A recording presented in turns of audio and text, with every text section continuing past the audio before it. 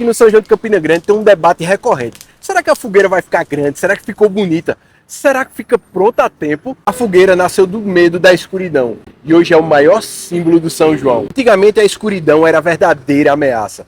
Ela escondia inimigos invisíveis, como animais e, para alguns, espíritos. Hoje a fogueira parece um adereço, apenas um símbolo, mas aprender a produzir e controlar a tecnologia fogo foi crucial no desenvolvimento da humanidade e das sociedades. Ela servia para iluminar a noite, cozinhar, se comunicar e juntar a família em volta. E ao seu redor celebravam a colheita, a fertilidade e afastavam os maus espíritos. Segundo a tradição católica, Isabel acendeu uma fogueira para avisar Maria do nascimento de São João Batista. A fogueira criou o senso de comunidade e é por isso que ela é tão importante como símbolo. E as pessoas não saem do evento sem fazer sua foto. E mal sabem elas que se reúnem em torno da fogueira como já se faziam há milhares de anos.